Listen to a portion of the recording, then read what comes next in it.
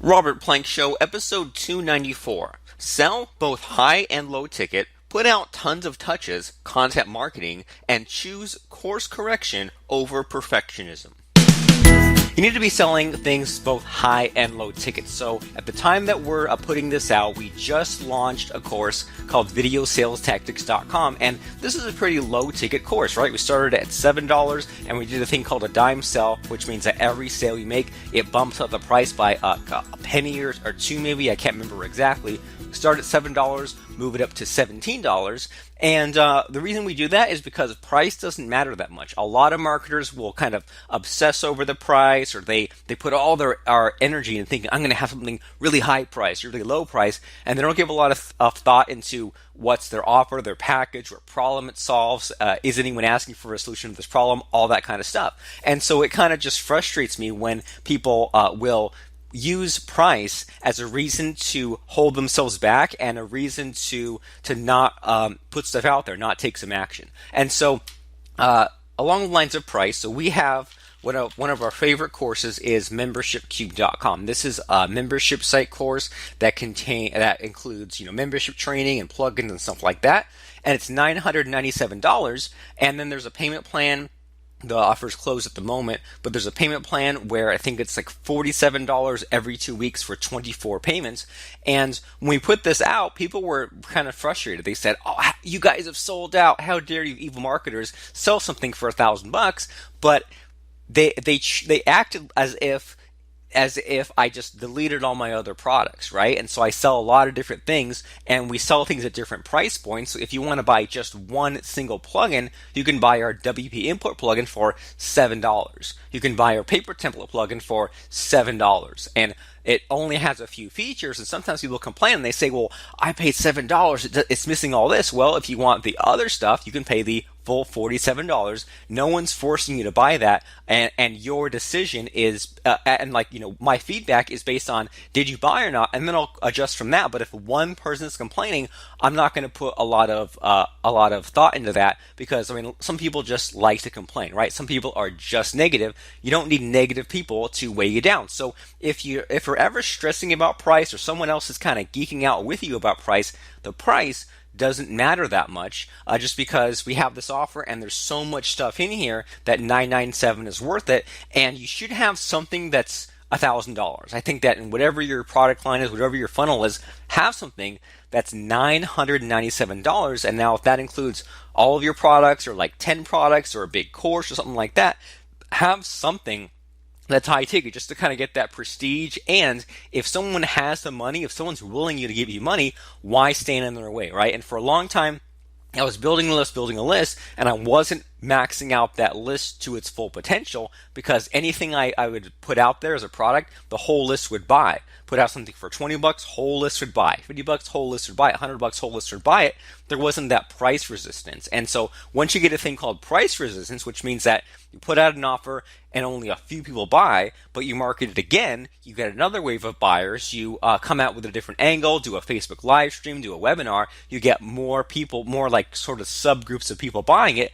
That's more what you want, because now you know that you're using your list for the most potential. And then now it sort of opens up the door for maybe live streaming every day if you feel like it, right? Maybe doing a webinar once a week if you feel like it. Maybe sending out an email every day if you feel like it, but just sort of getting yourself ramped up to be out there more and talk to people more. And that has a bunch of things that gets you used to, marketing all the time. That kind of works the muscle for you. And then it gets people just realizing who you are. And so another kind of breakthrough that I got over this year was putting out lots of content. So I have a blog at robertplank.com. I've had this blog for 9 years, and I used to post to it once a month. Why? Because I had comments open on this, so I'd have this, and I'd be like, it'd say like 0 comments or 1 comment, and this was back, before Facebook really caught on a bunch, and so I told myself I needed to have a bunch of comments, right? I needed to have at least 10 comments, and if I had 10 comments, I could reply to each one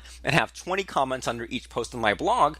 and I didn't just want to have it just sitting there with zero comments. Well, you know what happened? It became harder and harder to get comments because people would rather like and share things on Facebook and stuff like that. So I just switched the comments off. Why? Is there any certain reason why that is? No, because I just felt like it. I didn't feel like having to email to my a blog post 2 or 3 times just to get some traffic. I want to just post the blog, leave it as it is, and move on to other more important things. So I closed the comments, and then now I'm able to just post every day. I post 5 days a week, and I don't think I've even missed a day since August. I keep posting this blog, and there's a bunch of sort of time hacks for that, as far as like doing a bunch of interviews at once, doing a bunch of production at once, getting a bunch of stuff scheduled at once. That way I don't have to switch gears to this every single day. But anyway, long story long, we put out this video sales tactics course. And by the time you watch the replay of this live stream, I'm going to check comments real quick as we're doing this, but by the time you check the replay of this live stream, this offer might be closed or close to being closed, but at the moment it is at $12.96. So here's the question. Here's what people always worry about. People say, well, if I sell something for $12, is it going to hurt my brand? Like, shouldn't I be like the Mercedes or the Rolls Royce, and now I'm selling a Hyundai?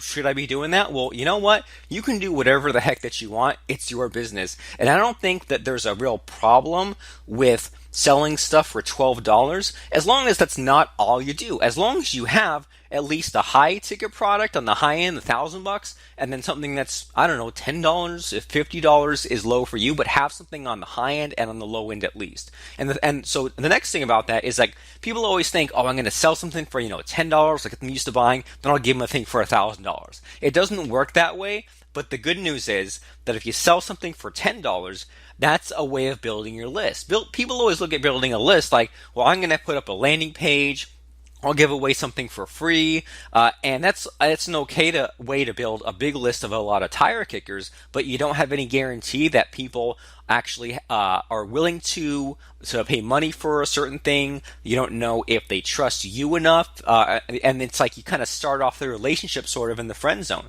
So the only way I really know how to build a list is to put out something low ticket, get a bunch of traffic to it, get people buying, and even if someone only paid me $5, $10, that's way better than a free subscriber. And a lot of people just sort of look down on that. People look down on you selling $10 stuff. And I'm thinking, get me a list of buyers. I'll walk them up later. I'll get them buying more expensive stuff later. But give me that list of buyers. So a lot of people just miss out on this really small fact, but it's the most important thing in marketing, that you have to build that list. Like, people always think that, well, I can just, make a sales letter like this, right? Make a product like this. And, maybe I'll spend 2 months on the sales letter, 2 months on the product, and I'll make it really absolutely perfect. Here's the problem, though, is if no one actually buys and sees it, what's the point of you putting all that effort into stuff, right? And that's not saying you should cut a bunch of corners, but think about that. If no one actually sees it and no one takes action on it, then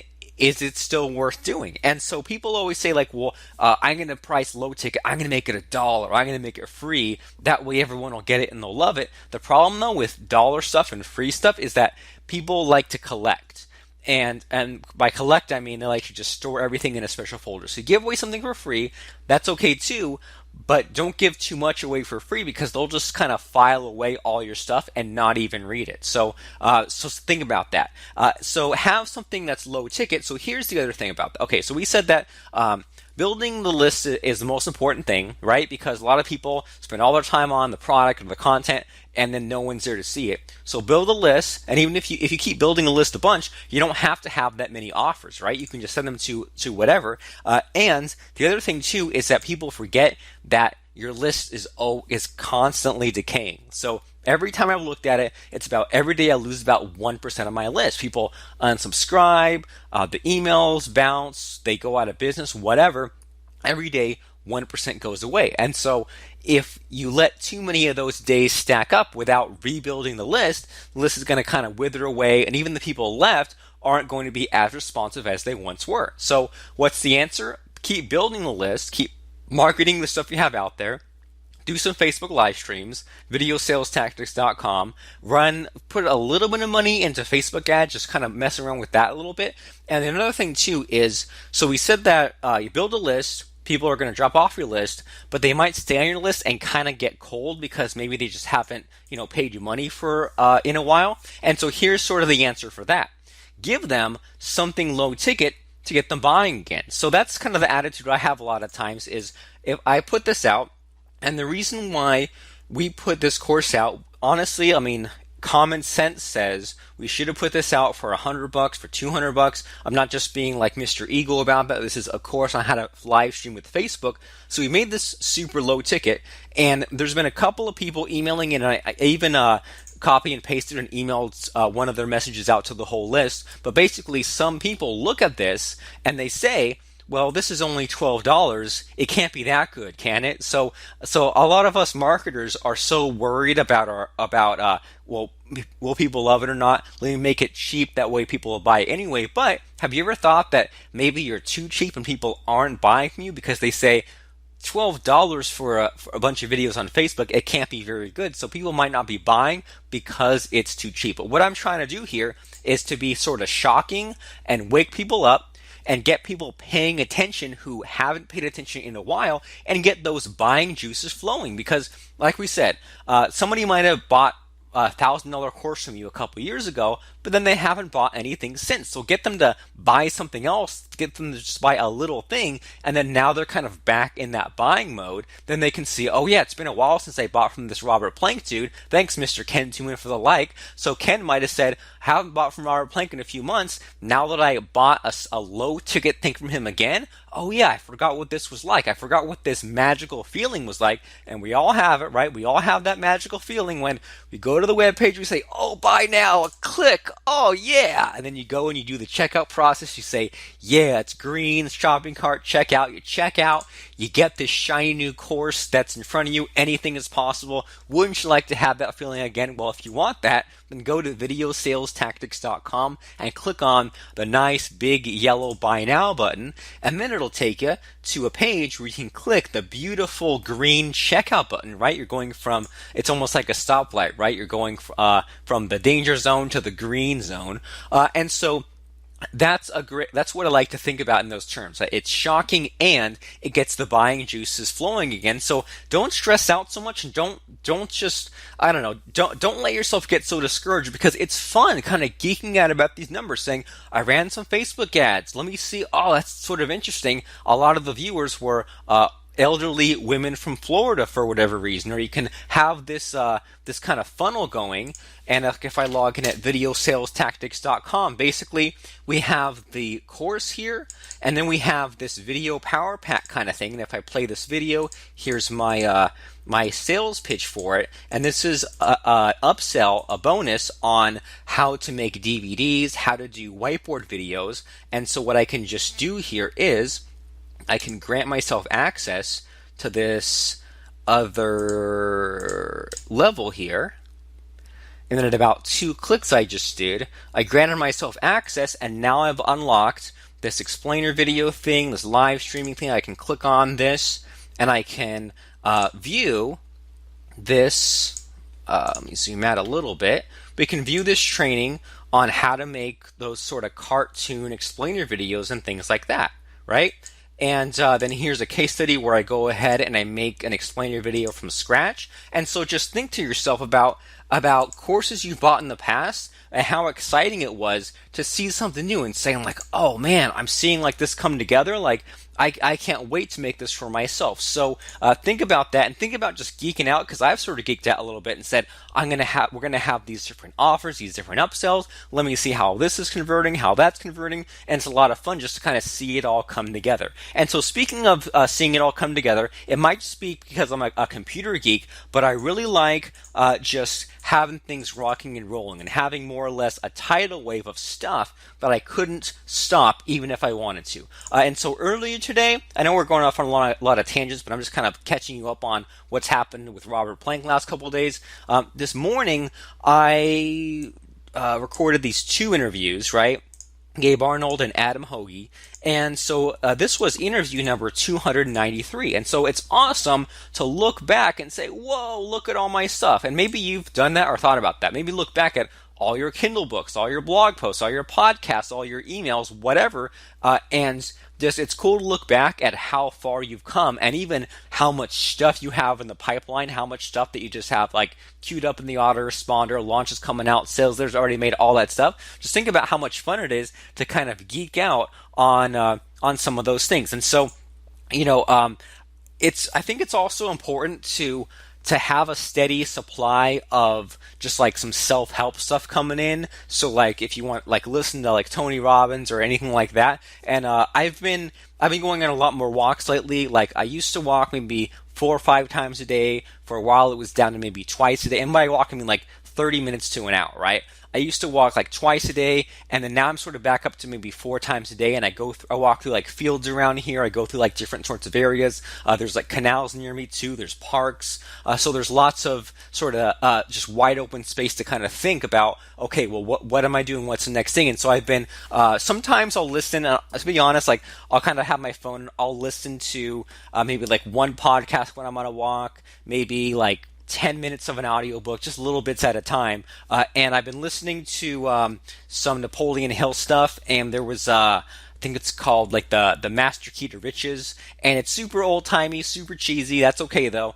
And there was a story in there about the guy whose last name is Chrysler. I can't remember his first name, but there's something like this guy Chrysler. He saved up like $4,000 in old timey money, and it was like his life savings was $4,000, and he put it all into buying like a Model T Ford car, and he just spent all day, all night taking apart the Model T Ford car, putting it back together. Taking it apart, putting it back together, and his friends thought he was crazy. They're like, "What are you doing? You're taking apart this car. You're just going in circles." And it turns out that the reason why he did all that was to, well, number one, figure out how the car worked and know it inside and out. But number two, by just having his hands on it and by working this so much, he figured out how he would make a better car. And so think about that is your first membership site might suck, your first live stream might suck, all that. But then the more you do it, and you can kind of see your process and you can see how other people do it, you can sort of pick up on improvements you can make that you never would have picked up on if you were just studying, right?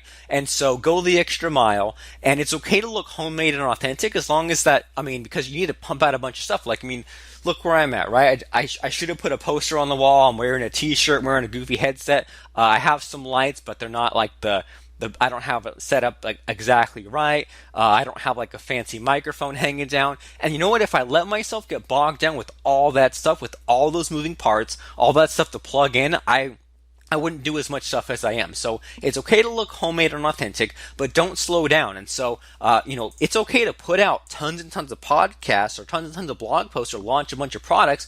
Don't let anyone else tell you any different. And because it frustrates me, because I hear people saying, well, I was going to launch in 2 weeks, but I thought about this. I'm going to make it in, 2 months from now. Or they say, well, I've been emailing too much. I'm going to take 3 months off from emailing. I'm thinking, why are you taking off? Because you're not going to get the time back. So put a bunch of stuff out there. And so, like I said, I used to have comments. I used to have comments open on this. I close comments. That way I can pump things out. And my thought lately has been sort of like a menu at a restaurant, right? You go to a restaurant and they have all kinds of stuff, right? There's pages and pages of stuff in the menu. You're not going to order each and every thing. And not only that, but even if you revisited that restaurant, there's no way you ever would eat every single thing on the restaurant on that. So I was worried that people might be subscribed to the Robert Plank Show and they'll listen to Steve Olsher, Kathy Gruber, Rocco, and they'll fall behind. And then next thing you know, all of these are queued up on their podcast program, and they never pick it back up. And you know what? I do that with a lot of other podcasters too. I'll tune in every now and then, and I'll fall behind and I'll forget. But you know what I noticed? In the long term, if a podcaster or a blogger or a marketer, if they stop emailing me or they stop live streaming or whatever, I'm guaranteed to drop off. If they only live stream once a month or once a year even, I'm probably going to miss their live stream. Now, if they live stream once every single day, like Grant Cardone is one of the coolest people, he live streams like multiple times a day, well then I might miss a day or two, but I'll always get always pick back up, right? And likewise with the podcast, I mean, let's say this happens where you start listening and a few of them get piled up and I don't listen to them. Well, what's going to happen? Well, I'll probably just let these episodes go by the wayside, and maybe a few weeks later, I'll pick it back up around here, and I'll listen to a few more, and then I'll stop, and they'll get piled up, and I'll drop off for a while. But in the long term, I keep coming back. I've just noticed that with all these marketers, if they put out just like too much content for me to keep up with, that's okay. I'll still drop off, but I'll keep coming back. So sort of an interesting observation there, and not everyone, like one person doesn't have to read all of your blog posts or watch all of your live streams. In the same way, when you go to a restaurant, you don't eat every single thing on the menu at once. So it's okay if they just kind of pick it up wherever they're at. And you know what, too? Sort of getting a little off topic here, but Grant Cardone, or not Grant Cardone, Tony Robbins and Tim Ferriss and all these guys, they have interview shows. They'll have people on live streams to interview. They'll have people on their podcast to interview. Even people at that high level are still having guests on that are at an even higher level or have better mastery in certain areas. So if Tony Robbins is still having guests on his show, then you can as well, right?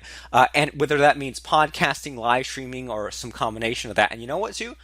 I probably shouldn't say this, but I'm live streaming on Facebook, and I'm also recording this, and we're going to put it on a podcast. And that'll come out, I think, maybe in a month from now, because I'm pretty far ahead on the podcast, but I'm far ahead. Is that a reason to slow down? Heck no. I want to be even further ahead on the podcast than I am now. And so keep putting stuff out there, and don't let the fear or the worry about what anyone else thinks kind of get you down, because there's a thing called the mirror. I learned this from Mr. Lance Tamashiro. The mirror basically means that if someone criticizes you for not talking goodly, not talking the correct way, if someone criticizes you because maybe they say your face looks super fat, or maybe your eyes shift too much, or I think I might have some sun on me or something, or maybe the headset looks goofy, but either way, if someone criticizes you about something, usually they're criticizing you about that thing because they themselves are insecure about that thing, and that's all they're seeing when they see you. They choose one thing they don't like about you,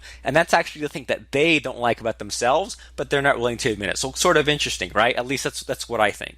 And so if someone criticizes you about something, they're insecure about that themselves. So if you're worried that you're going to do a live stream and someone will say, oh, you came across too cheesy, well, then that person, the real secret is that person, they themselves are worried about being too cheesy. So keep putting stuff out there, and the only way you're going to course correct and know if something's working or not is to put out dozens or hundreds of live streams, podcast episodes, webinars, emails, whatever. Put out all these things, and then you can look back and decide what you did or didn't like about them, or even more importantly, you put out stuff and you say, well, did this get a lot of engagement on Facebook? Did this get a lot of clicks to my website? Did this make a bunch of sales? Well, if so, do more of that, do less of what's not working. And let's think about in terms of, like, what can you repeat? Don't just make one Facebook live stream and stop. Repeat it over and over and see how you like it, get better at it, get more results from it, and think in terms of like checklists and templates. So when in our video sales tactics course, when we have your live stream, we say,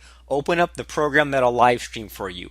Go to this webpage and click this. Turn on your headset and all that kind of stuff, so that way you can get better and better at it. And I've noticed too that when I record a Facebook live stream or a podcast, I'll do a thing called 3x3. And what that means is I'll think of 3 talking points, and then I'll just sort of break down 3 sub-talking points, and that gives me a meaty podcast or a Facebook live stream every single time, just by having all those different talking points. So you need to start somewhere, and don't let anyone talk you out of doing something, or at least trying something for a while. Don't let anyone sort of make fun of you making a blog, making a podcast, making a Facebook live stream.